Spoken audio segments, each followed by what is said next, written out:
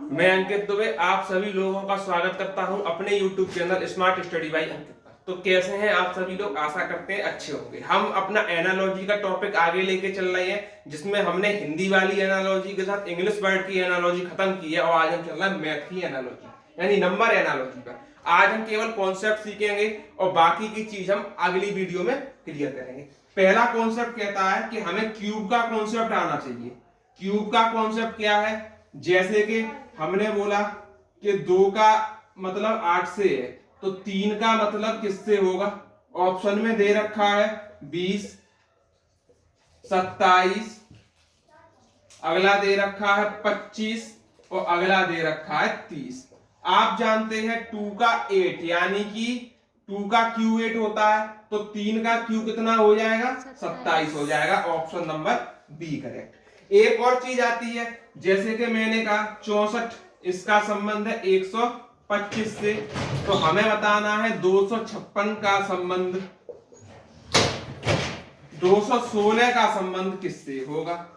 अच्छा, अब हम ऑप्शन देते हैं, जैसे कि 350, 343, 850 और 1000। आप क्या देखेंगे? 64 क्या है? आप बोलेंगे 4 का क्यूब है। 125 क्या है? आप बोलेंगे 5 का क्यूब है। 216 क्या है? 6 का क्यूब है। यानी एक अंक का क्यूब बढ़ा, हमें भी बढ़ाना है, तो 7 का क्यूब कितना होता है? तो आप बोलेंगे 343 होता है। Option number B right. इस तरीके से हम क्यूब वाले क्वेश्चन को करते हैं। एक और क्वेश्चन में लेता हूं, जैसे मैंने कहा कि 8 का संबंध 28 से है, आपको बताना है 64 का संबंध किससे होगा।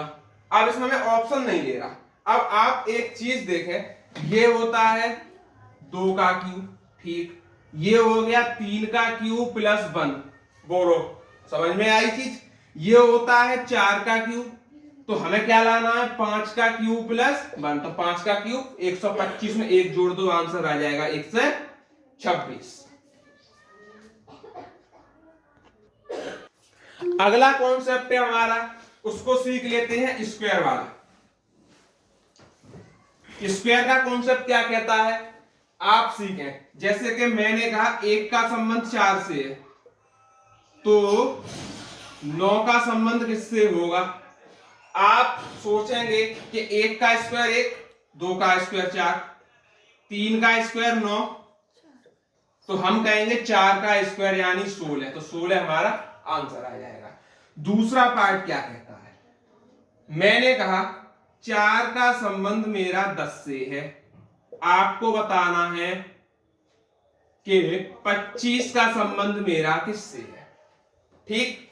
अच्छा, ऑप्शन में दे देता हूं 30, 36, 39 और 42। आपने दिमाग लगाया कि सर ये तो 2 का स्क्वायर बनना है, मैंने कहा ठीक, ये 10 क्या हो जाएगा? आप बोलेंगे 3 का स्क्वायर प्लस 1 हो जाएगा, ठीक है। ये बनना है 5 का स्क्वायर, तो हमें भी एक संख्या एक्स्ट्रा लेनी है, यानी 6 का स्क्वायर और प्लस 1 करेंगे। 6 का स्क्वायर 36 और प्लस 1, आंसर नंबर कौन सा होगा? 37 इसका आंसर हो जाएगा, जो कि इसमें कोई नहीं है। तो मैं एक और ऑप्शन लिख देता हूं, नन ऑफ दीज। आप इस पर टिक लगा देंगे। आगे आशा करते हैं स्क्वायर वाला भी कॉन्सेप्ट आपके समझ में आ गया होगा। चलते हैं नेक्स्ट कॉन्सेप्ट की तरफ। अगला कॉन्सेप्ट सीखते हैं मल्टीप्लाई का कॉन्सेप्ट। ये क्या है? Multiply concept. आप कहेंगे हमें तो समझ में नहीं आ रहा मल्टीप्लाई का कॉन्सेप्ट। हमने कहा 24 का संबंध 8 से है, तो 36 का संबंध किससे होगा? हमने कहा 9, 12, 18, ए एंड सी। अब आप आंसर लगाएंगे इसका सोच के, तो कुछ लोग होंगे वो 18 पर टिक लगा देंगे। कैसे लगाएंगे बताता हूं। 4 और 2 है, आप कहेंगे 4 और 2 को हम 4 इंटू 2 लिख दें तो 8 मिल जाएगा, ठीक है। और 3 और 6 है, तो 3 और 6 को 3 छेक कर दे तो कितना हो गया, आप कहेंगे 18। ठीक, अच्छा 18 ऑप्शन में है, आपने लगा दिया। लेकिन 1 और 8 को अगर हम करें तो 1 + 8 लिख के हम 9 भी तो लिख सकते हैं, बिल्कुल लिख सकते हैं। तो यानी कि ऑप्शन नंबर डी हमारा राइट हो जाएगा।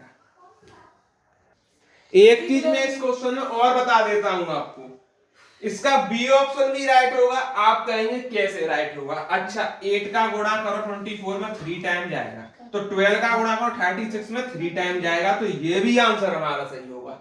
तो मल्टीप्लाई एक ही क्वेश्चन में मैंने तीनों तरीके के कॉन्सेप्ट आपको सिखा दिए। अब तक के जितने भी कॉन्सेप्ट सिखाए हैं वो सारे कॉन्सेप्टों का एक तरीके से इसमें यूज मान लो आप लोग। क्या है ये क्वेश्चन, ध्यान से समझना। 42 का संबंध 20 से है, 36 का संबंध किससे होगा? तो आप समझे 42 को हम ये लिख सकते हैं 4 का स्क्वायर प्लस 2 का स्क्वायर, जोड़ेंगे तो 20 ही आएगा। 36 को लिखो 3 का स्क्वायर और प्लस 6 का स्क्वायर, 36 और 9 आंसर आ जाएगा 45। Option number B is right. ये क्वेश्चन देखो 50 का संबंध 0 से है, तो 82 का संबंध किससे होगा? आप लोग कंफ्यूज हो जाएंगे कि 0 कैसे हो सकता है, लेकिन जो थोड़ा सोचेंगे वो आंसर निकाल ले जाएंगे। कैसे कि 50 है, इसको मैं 5 × 0 लिख सकता हूं, आंसर आएगा 0। 82 है, 8 × 2 लिख सकता हूं, आंसर आएगा 16। Option number A is right. तो क्लास कैसी लगी आपको हमें कमेंट बॉक्स में जरूर बताएं और अपना फीडबैक जरूर दें। धन्यवाद।